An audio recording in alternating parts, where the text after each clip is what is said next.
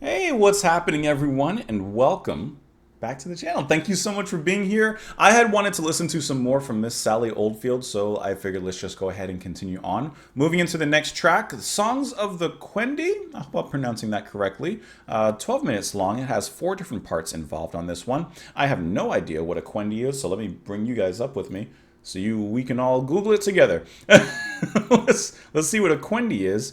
I guess it's from, it's from Tolkien, Lord of the Rings. Quendi was the name given by the elves to their own kind while they still dwelt at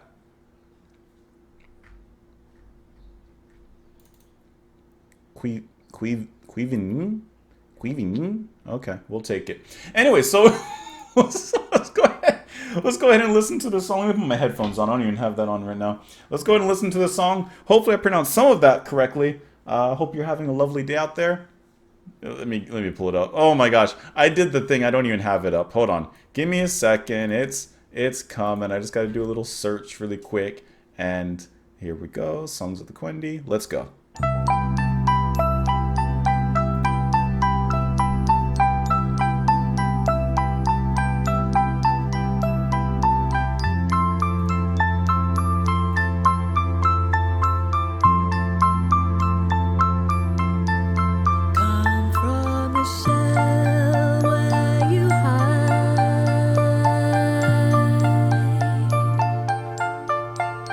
There is a starry night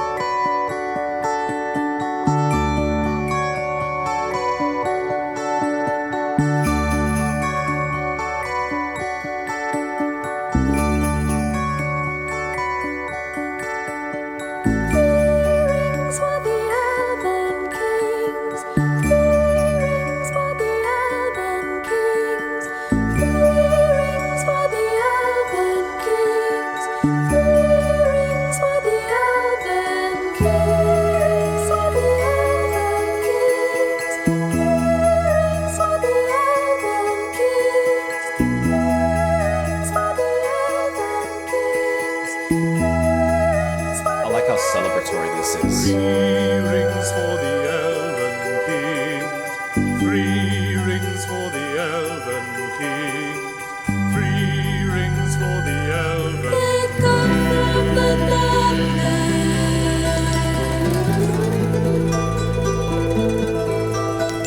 Body Quendi. Great singing as well. From the green land. Like Quendi. They come from the clear light. Like Quendi. They are the makers. They are the makers of the earth and the wind and the land.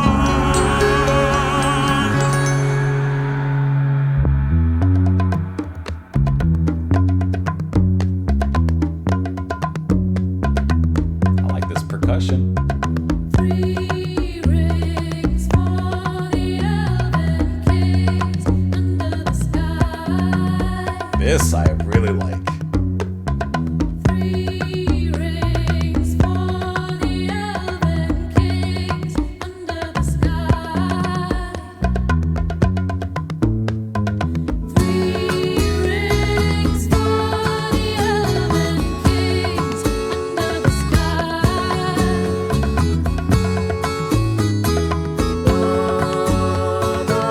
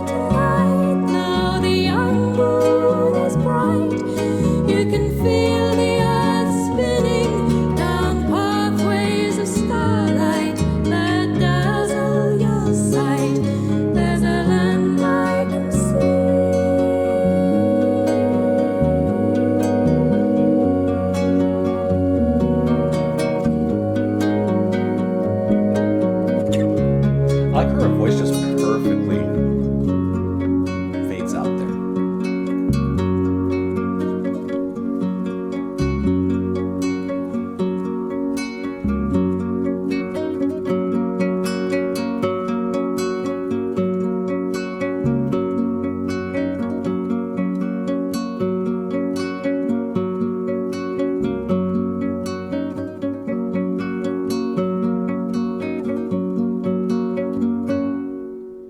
What an awesome folk epic that was. I mean, Sally obviously is playing most of the instruments here, which, just like Mike, I think already is absolutely incredible. But to play them to such a high degree as well, I think the guitar playing, the mandolin, it sounded like as well, was really beautiful. Just those little, I hit the microphone, but those little, like the strikings of the chords, but in, not as a chord, but in quick succession, I guess. I don't know. But I thought that was really nice flashes of brilliance in the music there. The section with the percussion, though, that was my favorite section easily out of all this. That's going to be Frank Riccardi, who's handling the percussion, the vibraphone and marimba, which we also heard in this track. That just set everything up like wonderfully. Just moved everything along. It reminded me of some moments, perhaps of like, maybe not incantations, maybe like Omadon in Omadon Part 1, like when the drums come in strong. It didn't give me like as strong as a feeling there, but a similar idea, which I thought was really nice. Sally sings absolutely wonderful here. Her voice reminds me in some ways of Annie Haslam from Renaissance, and that is just so crystal clear. It has this wonderful quality to it. Like, I don't know, maybe when you're looking at a diamond and you shine a light at it and all the colors come out of it and reflect on the wall. Like, there's a light, colorful, and vivid quality to it. The way that she tells a story. I like the 3 rings to the elves part there, where as repetitive as it is, because of the beauty of it, it keeps you engaged. It keeps you in the fold of everything. The opening, which just sounded like this beautiful aria that opened up and washed over us, was also really nice. I think that overall, this was just a really beautiful kind of folk tale of an epic. That's what I feel from it. And of course, being based off Lord of the Rings and such, of course it's going to have that epic kind of feel to it. But even at 12 minutes long, I don't think that it's too long in the tooth. I don't think that it goes over a desirable amount of time. I think that it hits quite nicely. And for it being in 4 different parts as well, each of the parts is really nicely connected by all the wonderful playing there as well. I do see here that there's some harpsichord involved. You heard a little bit of the synth also. I totally forgot to mention, which I thought was really cool. At first, when it shifted into that next part, which I'm assuming is going to be the wampum song, when it shifted into that part, I was like, I'm not sure if I really like this shift from such a beautiful opening into the drums and the synth sound. It kind of gave them almost plasticky kind of feel, but I think as it settled into it, it started to feel a little bit better for myself, and it worked pretty well. Let me go ahead and pull up the lyrics here so we can take a look at that. Here we go. Come from the shell where you hide. There is a starry night outside. Let go the hands that you hold. They'll just imprison you till you're old. And you have just one moment more before the night takes you. Don't be afraid. There is nowhere you can fall, but the power of the earth will hold you. I'm assuming, of course, that this is going to have a lot of references to Lord of the Rings and, The Hobbit. And I'm not really overly familiar with like the deeper parts of the story and such. So I can't really connect it in that regard. I've seen the Lord of the Rings trilogy. I've seen the first Hobbit. I've seen Rings of Power. And that's pretty much where my knowledge ends. And honestly, I don't remember too much. There could be living on this land. This is the next one, wampum song.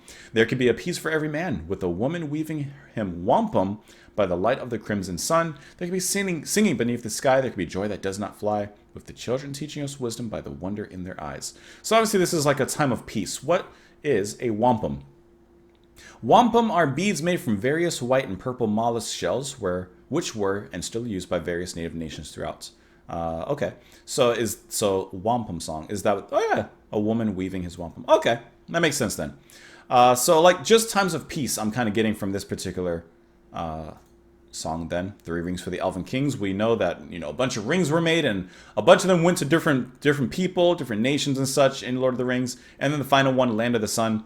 There's a land I can see, it's where I long to be, where the rivers run swiftly and carry your soul to the farthest star. So I like how, in Lord of the Rings, there's a lot of war going on. There's a lot of like, chaos that ensues in the story. But looking at the lyrics here, Sally's tending to focus on times of peace and warmth and comfort. And I like how that works very well with the song, of course, the music that plays along. And, yeah, we could all, she could have taken this into that more epic war and battles kind of direction, but I like how she focuses on this particular aspect, which I don't really know, but, is different from what I expect kind of out of something based on Lord of the Rings, where we're talking about Sauron and blah, blah, blah. I think that's really nice, and it works very well in the music and with the story. Let me know what you guys thought of it in the comments below. You can follow me in a bunch of places here on the screen. Thank you so much for being here. Come back tomorrow. Hope that you enjoyed the music, and I'll see you all then, guys. Bye.